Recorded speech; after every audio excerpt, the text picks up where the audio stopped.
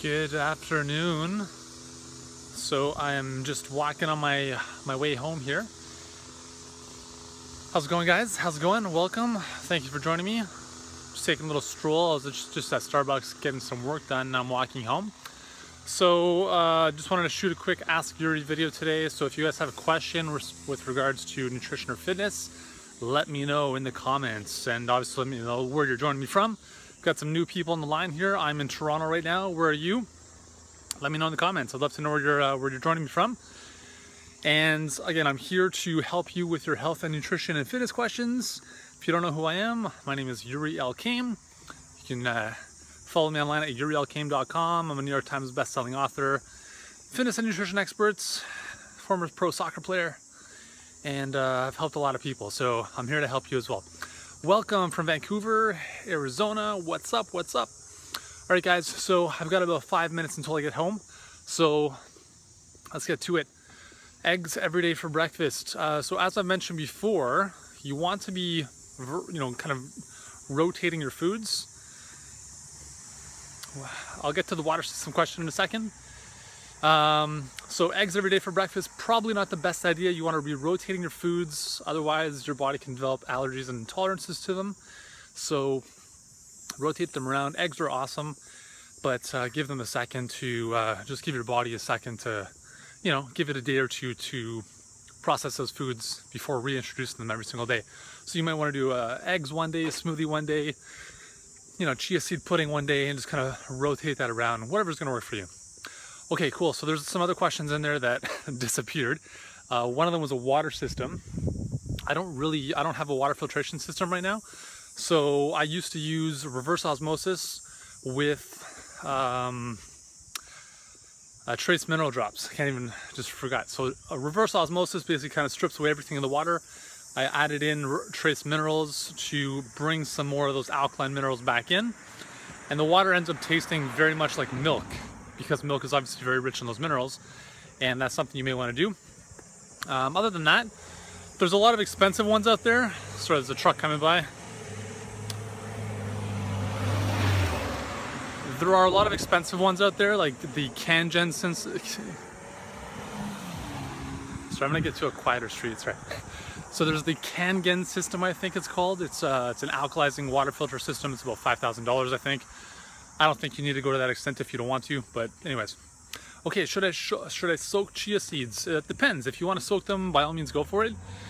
The key with chia seeds is, the thing to remember about them is that they will absorb about 12 times their body weight in water or in liquid. So if you soak them ahead of time, you're going to end up with a very kind of gelatinous substance.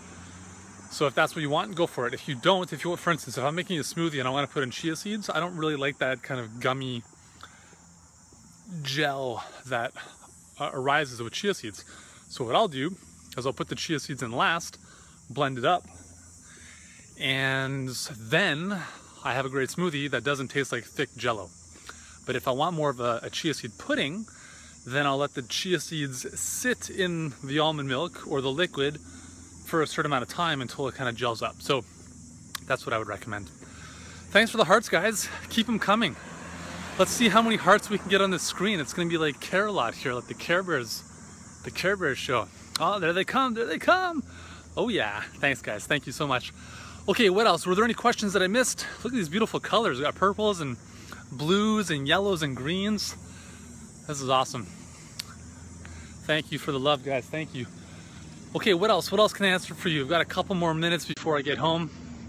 And this is actually the beautiful thing about where I live now, is that I spend so much more time walking, which is tremendous, instead of driving everywhere. Okay, so Susan's saying my husband and I changed our diets. Having a rough time going to the X. All right, I'm not making too much sense of any of this. Do you recommend Applegate meats for kiddos' lunches? I don't know what Applegate is. I'm assuming it's some kind of brand, and probably they have like packaged meats and stuff and those things. I don't know. Generally, if it's a meat in a package, like those pre-done kind of kid snacks, I grew up on that stuff.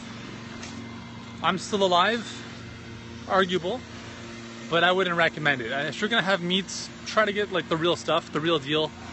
And what you can do is, if you're gonna get like a whole chicken or some like organic or grass-fed beef, is just make it ahead of time and then slice it up and keep it in the fridge. So then your kids can take it with them to school. And that's probably the easiest and probably the healthiest thing to do. I try to stay away from any kind of packaged stuff as much as possible, just because I have very little faith in food companies, as you probably do as well. Awesome, guys. Thanks for the hearts. Thank you for the hearts. So yeah, I was just saying, it's so nice to be able to, I walk to Starbucks and do some work in the morning because the kids are home now. So I can't do much at home as the kids are there. Okay, thoughts on CrossFits. Not a huge fan of it. I won't argue with the fact that those guys and girls are machines. Like, they're absolutely incredibly fit and strong.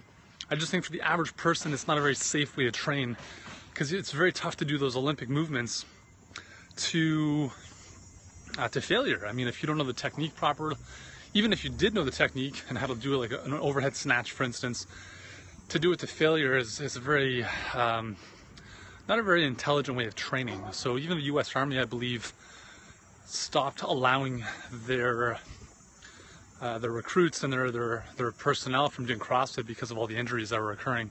So that's what I think about CrossFit. I mean, kudos to those guys and girls. They're amazingly fit, but it's not something I'm going to do. Not something I would recommend for most average people like us to do, right?